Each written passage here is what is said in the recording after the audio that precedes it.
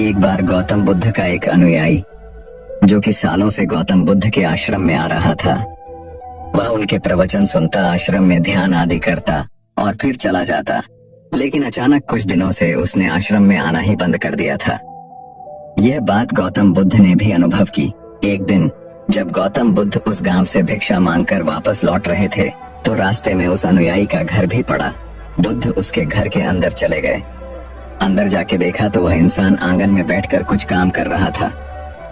बुद्ध को देखते ही वह जल्दी से हाथ जोड़कर उनके सामने खड़ा हो गया। उसने बुद्ध को पीने के लिए शीतल जल दिया और बैठने के लिए आंगन के चबूतरे पर एक चटाई बिछाई। बुद्ध चटाई पर आराम से बैठ गए।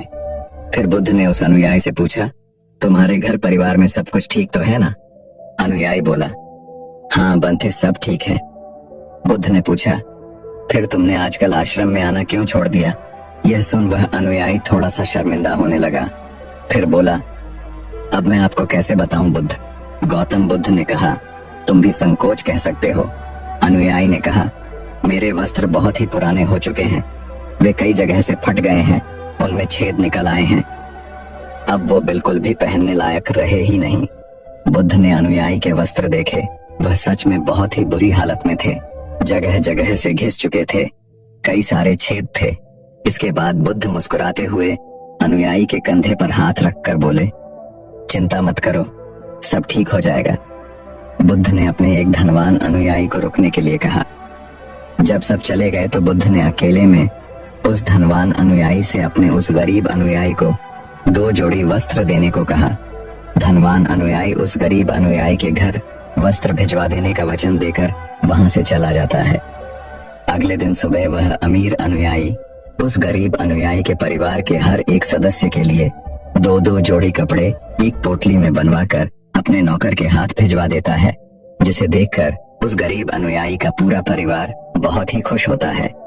अगले दिन जब वह गरीब अनुयायी दोबारा से बुद्ध के आश्रम उनके प्रवचन सुनने आता है, तो अंत में जाते समय बुद्ध उस अनुयायी को रोककर उससे पूछते हैं, क्या अब तुम अपने नए वस्त्रों में आराम से हो? तुम्हें और कुछ तो नहीं चाहिए? अनुयायी ने कहा, पहले तो आपका बहुत बहुत आभार बंथे, मैं इन कपड़ों में बिल्कुल आराम से हूँ और मुझे अब और कुछ नहीं चाहिए। बुद्ध ने आगे पूछा, अब जबकि तुम्हें नए वस्त्र प्राप्त हो चुके हैं, तो तुमने अपने पुराने वस्त्रों का क्या किया?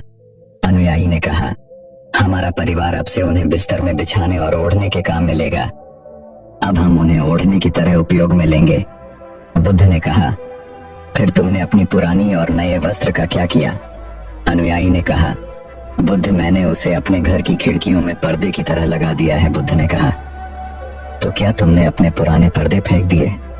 अनुयायी बोला, नहीं बथे, अब मैं उन पर्दों के छोटे छोटे टुकड़े करके उनका उपयोग रसोई में गर्म बर्तनों को तारने और पकड़ने के लिए कर रहा हूँ। बुद्ध ने पूछा, तो फिर तुमने रसोई के पुराने कपड़ों का क्या किया? अनुयायी ने कहा, अब मैं उनका उपयोग घर में पोछा लगाने के लिए करूंगा। बुद्ध ने कहा, तो फिर तुम्हारे पुराने पोंछे का क्या हुआ?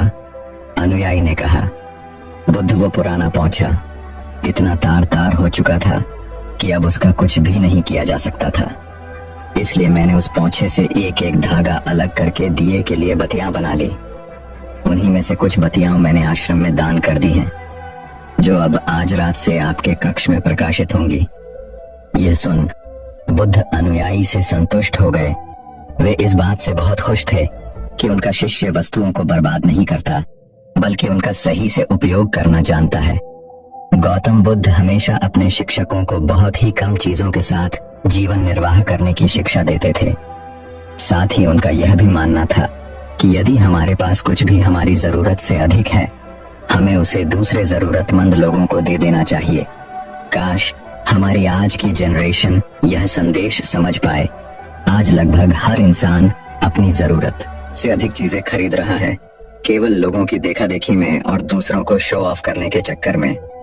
आजकल पुरानी चीजों को रीयूज करना तो दूर की बात है, हम लाई हुई नई चीजों को ही पूरी तरीके से यूज नहीं कर पाते। इसका एक कारण यह भी है कि आज के इस मॉडर्न दुनिया में हर रोज नई चीजें इन्वेंट हो रही हैं, जिससे बहुत ही जल्द चीजों का फैसला खत्म हो जाता है और दूसरी नई प्रकार की वस्तु चलने में आ जाती है।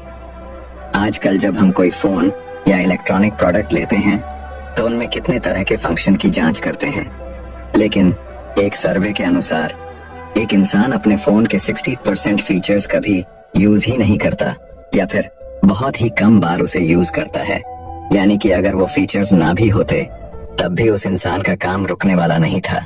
आज जब प्राप्ति संसाधन दिन प्रतिदिन खत्म होते जा रहे हैं तो ऐसे में हमें भी पूरा प्रयास करना चाहिए कि चीजें कम से कम बर्बाद करें और अपने छोटे छोटे प्रयत्नों से इस पृथ्वी को सुरक्षित बनाकर रखें।